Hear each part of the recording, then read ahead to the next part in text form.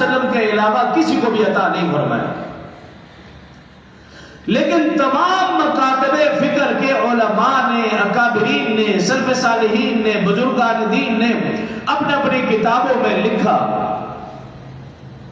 کہ اللہ رب العزت نے سابقہ انبیاء کرام کو جتنے کمالات، معجزات، صفات، خوبیاں، اچھائیاں، بھلائیاں جتنے بھی انبیاء کرام کو عطا فرمائی تھی، اللہ نے وہ سارے کے سارے معجزات، کمالات، خوبیاں، اچھائیاں، بھلائیاں، وہ ساری کی ساری اللہ نے رسول اللہ صلی اللہ علیہ وسلم کی ذات میں جمع فرما دی تھی.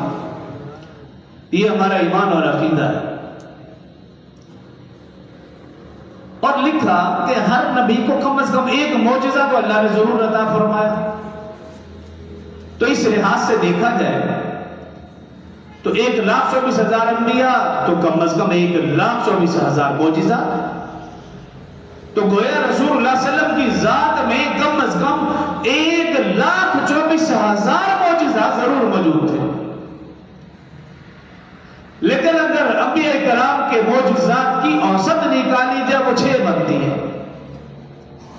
تو اس لحاظ سے دیکھا جائے تقریباً 7,24,000 معجزات ایسے ہیں جو رسول اللہ صلی اللہ علیہ وسلم کی ذات اقدس میں جمع تھے.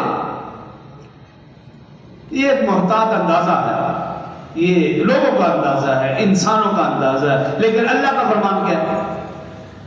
اللہ پاک نے اپنی کتاب لا ریب کتاب قرآن پاک میں ارشاد فرمایا قد جاءکم برہان من ربکم، فرمایا تم تو اندازے لگا رہے ہو معجزات کے حوالے سے، لیکن اللہ کا فرمان یہ ہے کہ میں نے جو تمہارے پاس نبی بنا کر بھیجا، اپنا محبوب بھیجا ہے، وہ میری الوہیت اور ربوبیت کی دلیل یعنی سراپا معجزہ بنا کر بھیجا.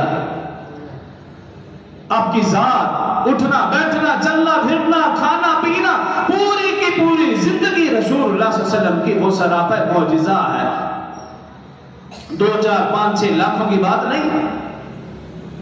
جب آپ کا پورا وجود سراپا معجزہ، تو آپ کے جسم سے نکلنے والی ہر بات، ہر ادا، ہر قول، ہر فعل معجزہ ہے. معجزے سے کم نہیں.